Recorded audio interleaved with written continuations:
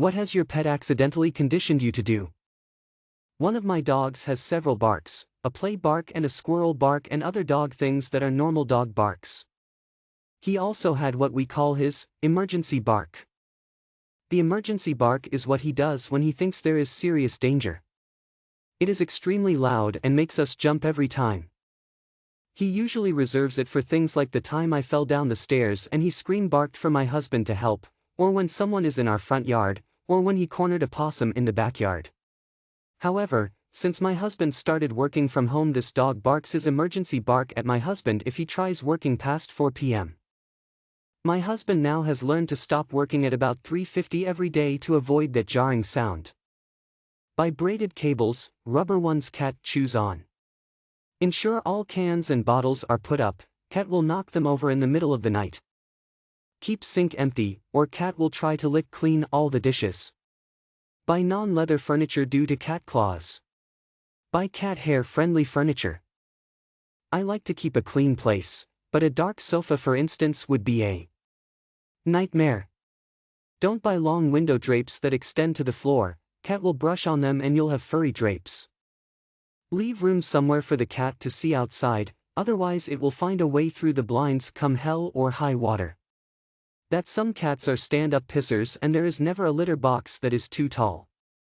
I've shared this before, but I got my dog Snoopy when I was 10 years and ever since he was a puppy he had this weird love for lettuce. He would go absolutely nuts for it, so whenever I had a sandwich or a burger I would give him some of my lettuce. Over the years it became a ritual that whenever I prepared any food for myself that involved lettuce, I would grab some extra lettuce for him, so I could toss it to him as I ate. He passed away 5 years ago after nearly 17 years together, but I still find myself grabbing that bit of extra lettuce for him. It's kind of funny that his little quirk has still stuck with me for all these years and I honestly never wanted to go it away, because it's a little way for me to remember him. I will stay in bed an extra hour or so every morning, doing work on my phone, purely so Gypsy can get in some prime snuggles. When my alarm goes off, Gypsy comes running in and announces her pleasure of having an awake human to give her pets. We spend 10 minutes doling out lovies before she finds a spot to snuggle against me. Then I stay here. Don't move. Don't disturb the kitty. She always looks disappointed on the days she doesn't hear my alarm and I meet her in the living room instead. Cat tax, snuggling this very moment. https://imager.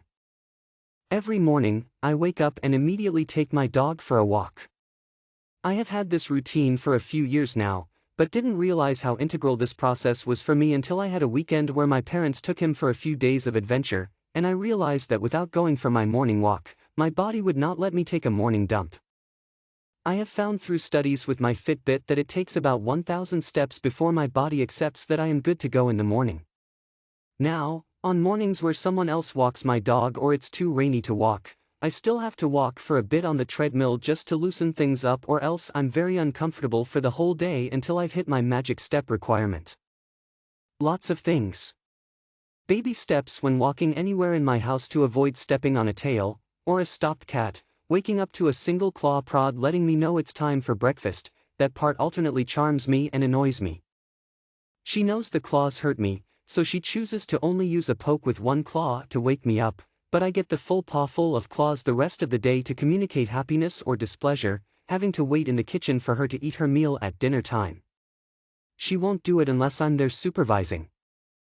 I made a special calling voice for my cats, kind of stya, a hard-pressed almost close-mouth noise. What's for humans is kinda quiet but my cats can hear it for 50 to 60 meters and run up to me. They also don't listen to PSPSPSP. So, I use this voice/noise frequently due to being effective. However, even my human members learned it. We went to France for a trip with XSO and his sister plus their mom. As I walk in the mall with SO mom, we lose them and can't find. We call out their names with no response when I put up a huge grin on my face. SO mom, watch this. What? Staya. The same moment, two head rises and darts toward me. Gotcha. PSA.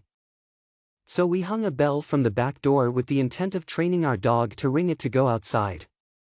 Never really got around to it except she learned to do it with no prompting.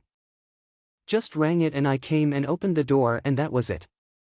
She then began ringing it and backing away from the door when I opened it. She learned that I would fill her water bowl after I came to the door, since the kitchen's there. She now uses it for general attention getting. She knows I will come to her if she rings. I had to raise the bell so she couldn't ring it while laying down.